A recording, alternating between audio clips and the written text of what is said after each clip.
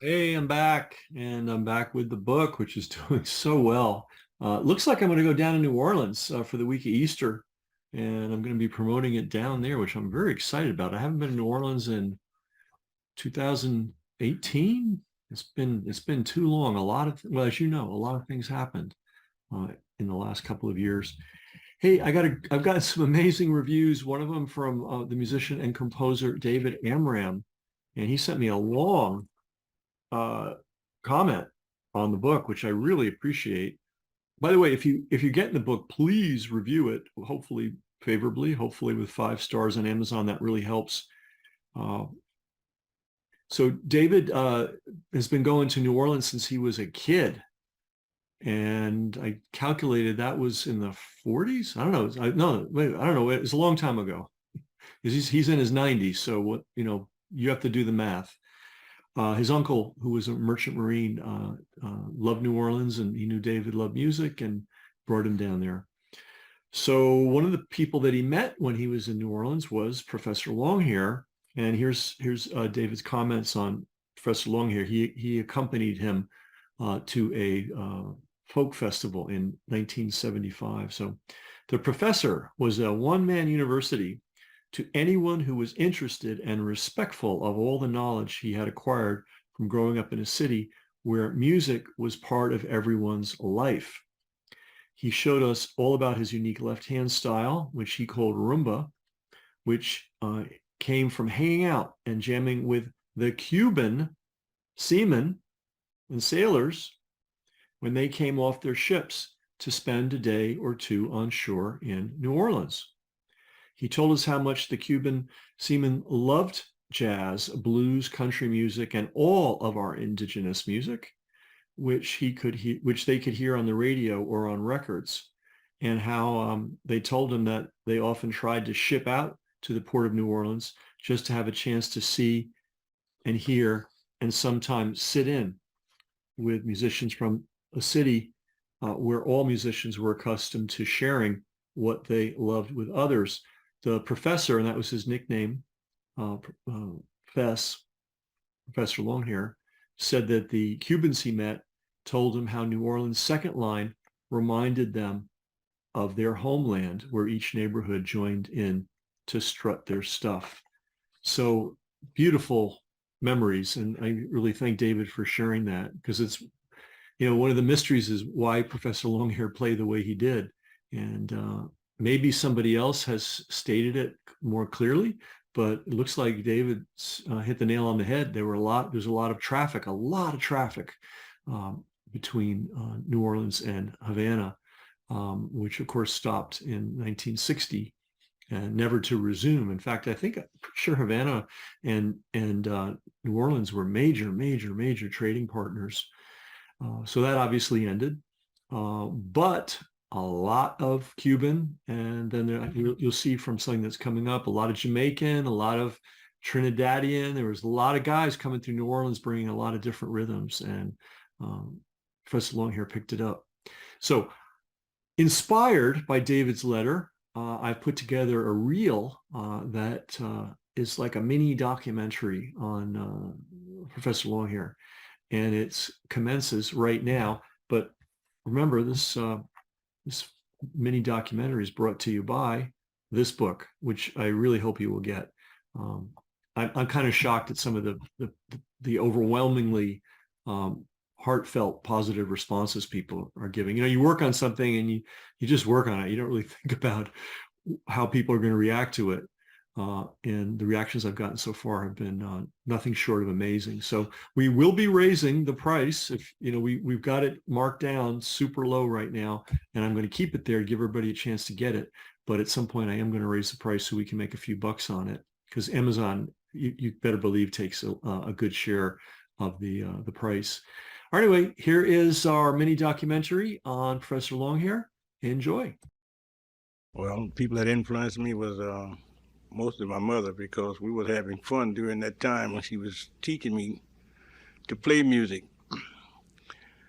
Well, my mother was pretty famous. She was playing music herself for quite a while on the road before, when I was a very small kid. By listening to her, I decided I wanted to be one of the prizes in the family to take after her. So she used to take time with me and teach me piano. She taught me drums. She taught me guitar. She taught me to dance. She taught me everything but to sing. And this was really influenced me most was singing, which I didn't like the type of singing that she did. And I decided when I got a little big enough to get out on my own, I decided to hanging around joints, bar rooms, the speakeasies around the neighborhood, which I come in contact with some nice entertainers at that time. Not nice, I feel very, very, very, very good, which was Toots Washington and Stormy Weather and Sullivan Rock and Sonny Boy Williams. I had some pretty good teachers to be hanging around to teach me the things that my mother didn't show me, which was really rugged and funky. And this is where it all came from.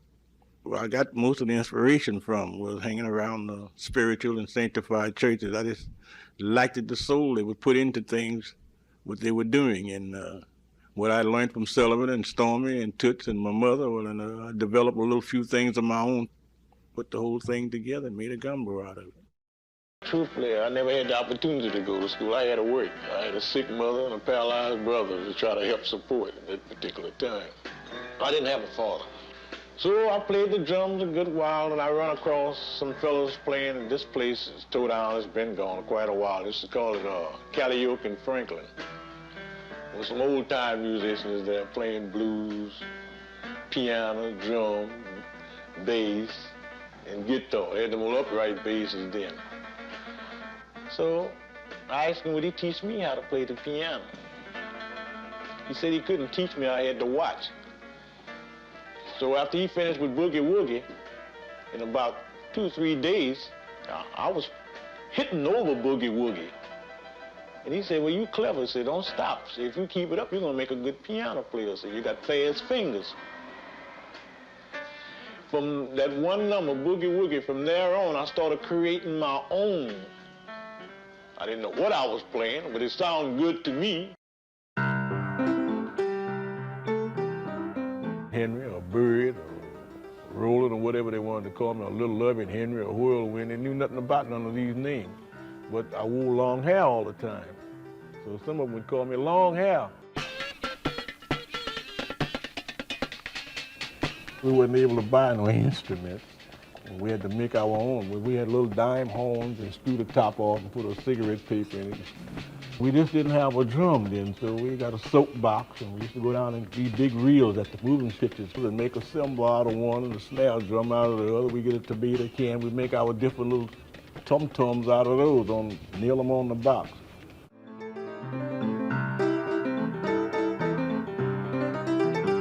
Soul music comes out of church house like you get spiritual churches, you get sanctified churches.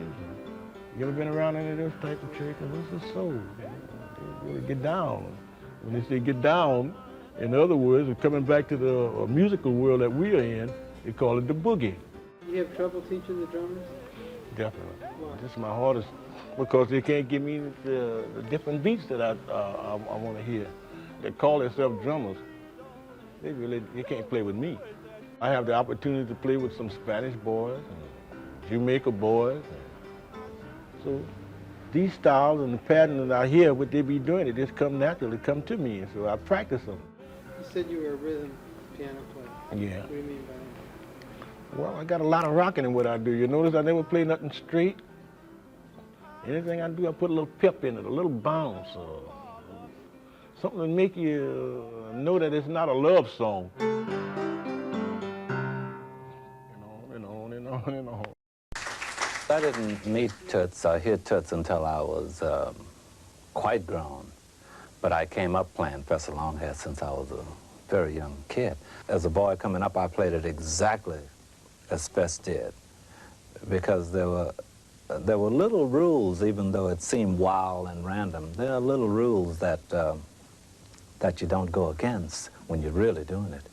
I consider him having about 5 or 6 inventions, you might say. And as simple as it might appear now, it was monumental at that time, one being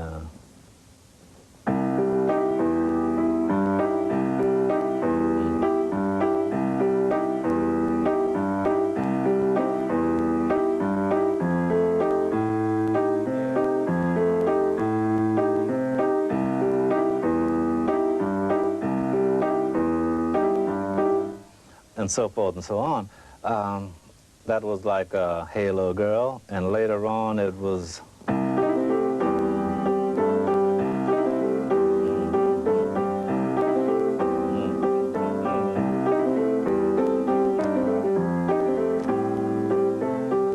and for a kid 8 years old, that is very exciting, I want you to know. When you graduate to sliding like that. And later on, he did things like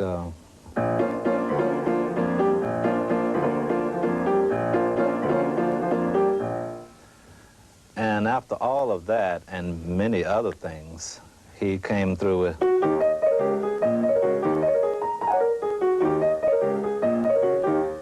knocked my socks off. It never just flooded the airways.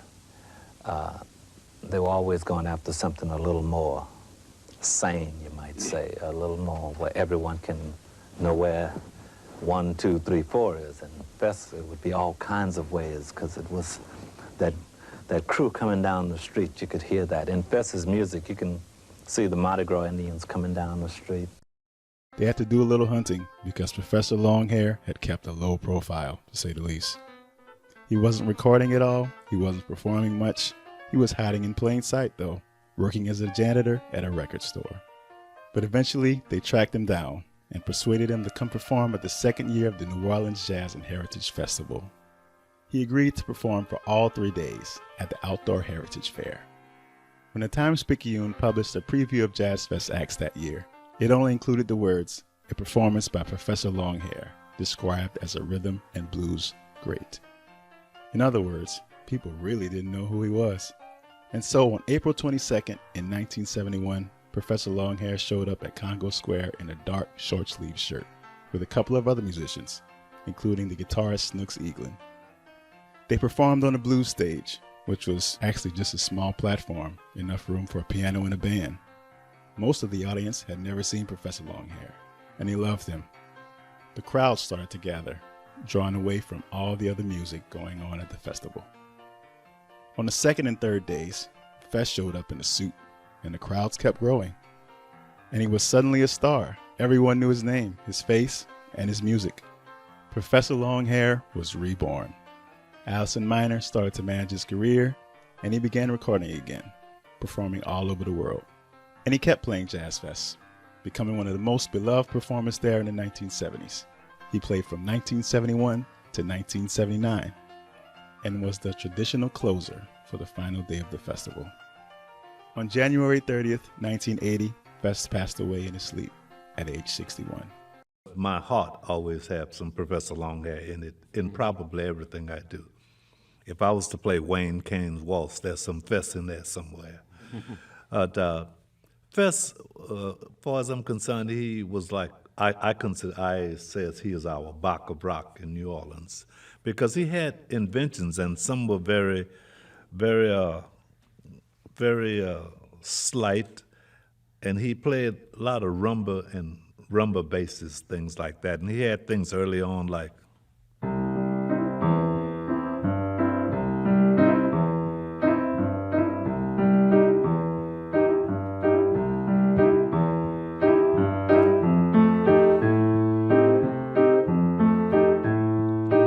well, that's the most elementary of Professor Longhair that one could get to.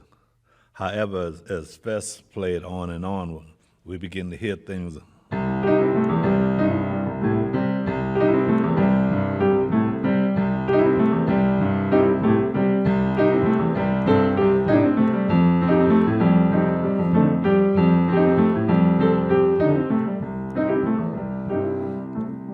Now that's a la Fess, because there's a few little notes in there that was added in because you just do that. But that was on the path of Professor Longhair, that the school of Professor Longhair, and sometimes he would have things.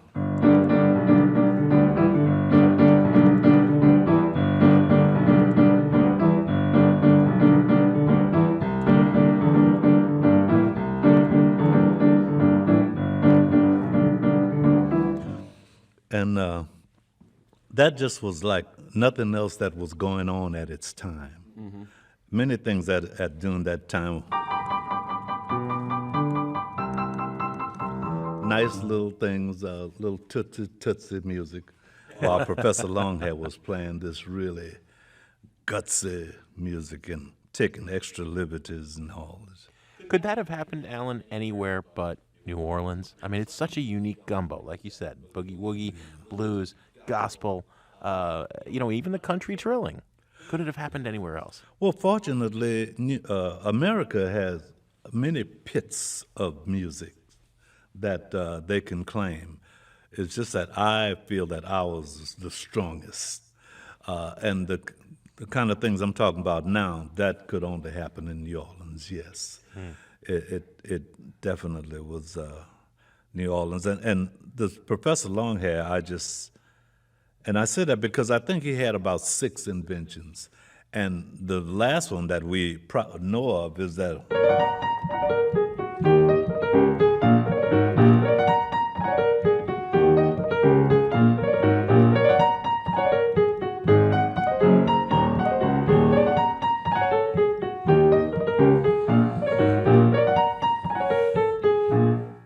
there was nothing else going like that. You can't say that, oh, well, I know that already because it's something like that. But it was always, he always came up with those things. And it was a beautiful mind as well as rough and ready. Like he had a wonderful introduction to a piece when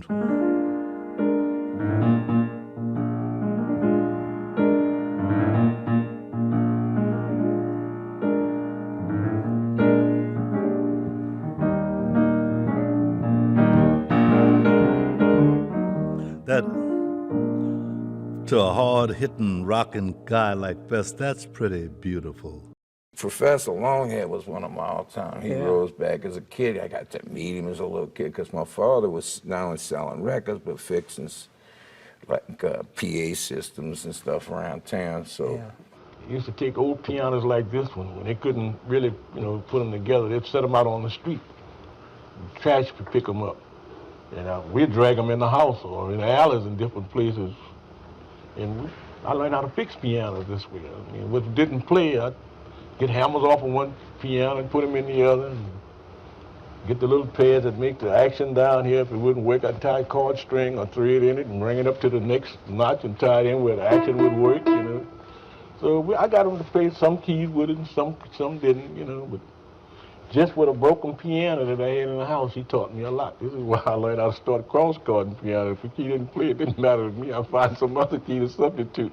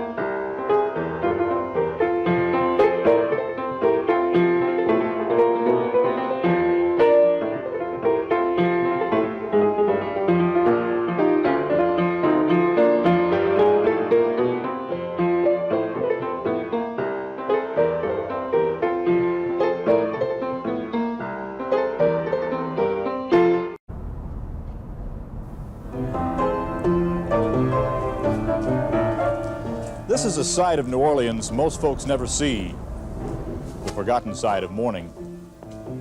After the parties and before the tours, the streets belong to those who love them and never leave. For a few brief moments, New Orleans belongs to itself. This is the story of a man who lives on that forgotten side. A musician who could have left, but didn't. A man who became a legend instead of a star. His name is Henry Bird. Most folks call him Professor Longhair.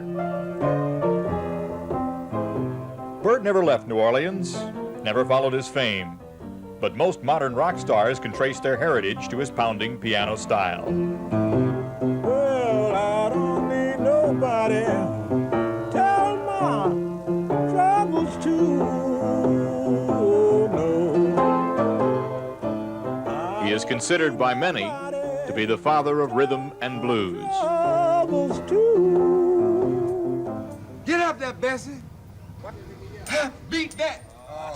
Bird grew up on South Rampart Street, listening to jazz and hearing something more. He added the music of the blues to the rhythm of the street. His genius inspired others. Fats Domino, Ray Charles, and millions he would never see. But for most of his life, Professor Longhair has been forgotten. 10 years ago, the only job he could get in music was sweeping the back steps of a record store. Now, at age 60, he's getting a break.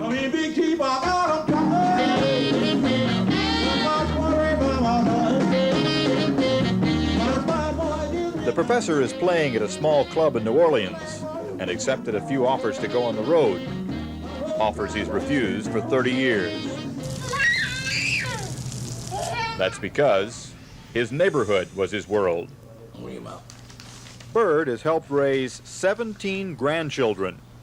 He has had children in his home for nearly half a century. I love my family.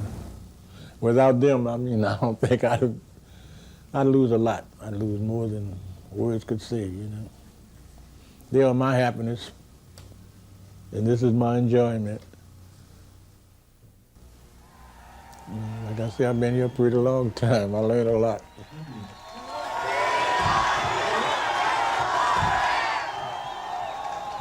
He learned that fame is not always measured by applause. How long do you think you want me around? Tell me how long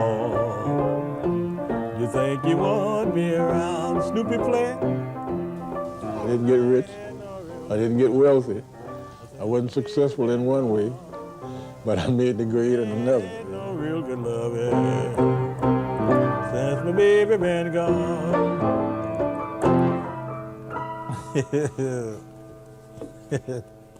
Snoopy Pig, Cliff gonna slap that head. Cliff gonna clap that head. What is all of this?